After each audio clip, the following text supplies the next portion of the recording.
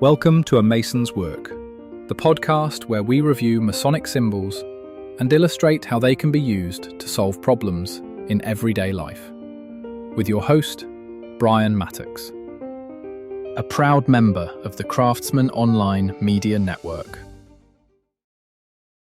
So clearly, when we start talking about things like music, we're talking about a whole domain of ideas where people have been dedicated their entire life, or entire departments of universities, to the study and understanding of music as a concept. But in Freemasonry, we have kind of a very specific purpose for the recommendation of the study of these things. One of those purposes is, like every other thing in Freemasonry that we're doing, is using music as a lens into the realities of the experience, the human experience.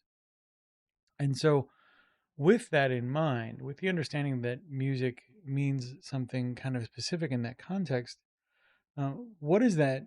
How does that apply to the work that we do?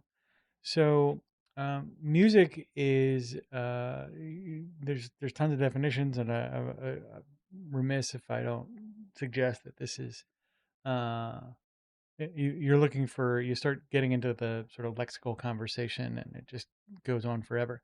But when we talk about music in Freemasonry, I think it's easy to agree that we're really talking about emotional content. Music is the language of emotional content, a nonverbal language of emotional content. And it has rules and patterns and behaviors just like everything else. There's tons of evidence for this. If you go out and look online, there is a standard, for example, chord progression format that people will use that makes, whatever, 80% of the hit songs out there. So when you start to understand, though, that music is effectively a means of emotional communication, we get to start to look at the problems we're solving in our everyday lives with that perspective. And so, for example, let's suggest we're talking about something as, probably enlivening as things like accounting. Um, there are some folks that there's not a way you can frame accounting in context uh, that they really will understand it or grab it. But if you can communicate the emotional content of accounting through music, things change, right? There is all sorts of ways that we can use this emotional language as if it were rhetoric, as if it were explanatory or exploratory in a meaningful way. Now, I can't tell you what the language of accounting, the musical language of accounting is. It might be, some sort of heavily math-based composition. It might be some uh, rhythms and things like that that really focus on relationships.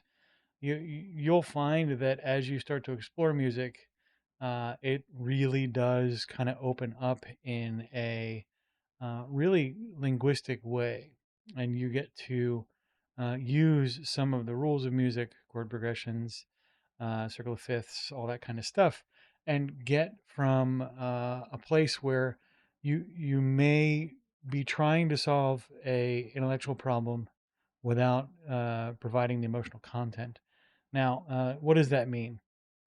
That means there's a reason why, um, for example, companies have jingles. Why would you have a jingle?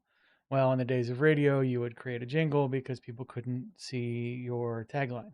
So you would put it to music and make it easy to remember. The underpinning sort of thought there, though, is that the musical accompaniment creates a different sort of mental and emotional hijack that uh, operates on an entirely different sort of physiological context than language.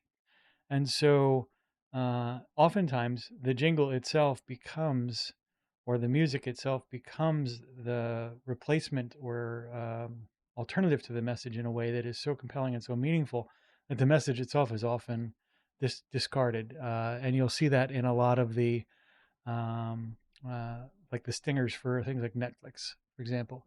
you listen to that. It's designed to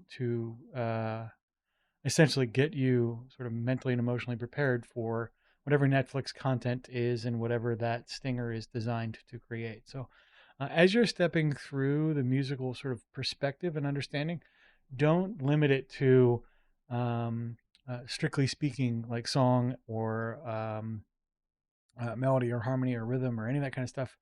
Uh, think about it in the context of that emotional sort of means of communication, and evaluate whether or not there's opportunities for you to flex your understanding in such a way that the problem you're trying to solve or the challenge you're facing or the future you're trying to build, is there a way to leverage the understandings of music to create better outcomes for what you're trying to do? And with that, we'll talk to you next time.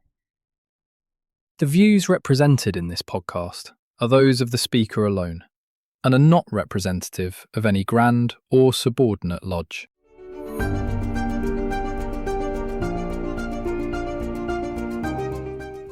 Hi, Brian here.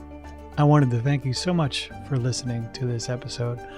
If you have any suggestions or guidance for further episodes you'd like to see or hear, whatever the case may be, please don't hesitate to reach out to me at masonswork.com, and we will try and incorporate your suggestions into a future recording. Thanks.